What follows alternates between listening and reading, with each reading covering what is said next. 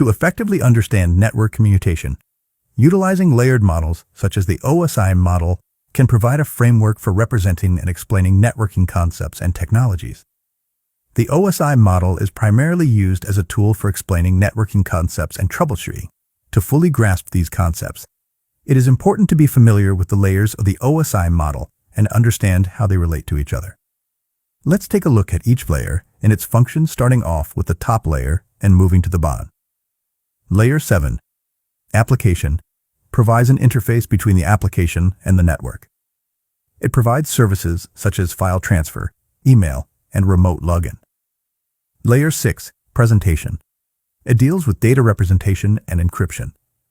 It is responsible for converting data into a standard format and can be understood by both the sender and the receiver. Layer 5, Session, establishes, maintains, and terminates sessions between applications. It is responsible for managing the dialogue between the applications and ensuring that data is exchanged correctly. Layer 4, Transport, provides end-to-end communication services and ensures that data is delivered reliably and in order. The main protocol associated with this layer is TCP. Layer 3, Network, routes data packets between different networks. It is responsible for addressing and routing data packets through the network. The main protocol associated with this layer is IP. Layer 2, Data Link, provides a link between the network and the physical layer. It is responsible for detecting and correcting errors that occur on the physical media. Protocols associated with this layer include Ethernet and PPP. Layer 1, Physical, defines the electrical, mechanical, and functional specifications for the physical connection between devices. It is responsible for transmitting and receiving data over the physical media. This table summarizes the layers of the OSI model and provides a brief functional description.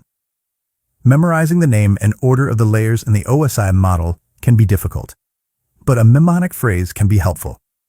The following mnemonic uses the first letter of each word to represent the corresponding layer, with A standing for the application layer. All people seem to need data processing.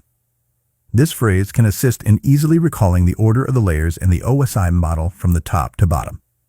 As application data is passed down the protocol stack on its way to be transmitted across the network media, various protocols add information to it at each level. This is commonly known as the encapsulation process. The data structure at any given layer is called a protocol data unit, PDU. Let's take a look at the PDUs at each layer of the OSI model. The following steps provide an overview of the communication process from a source to a destination. Step 1. Data is created at the application layer of the originating source device. Step 2.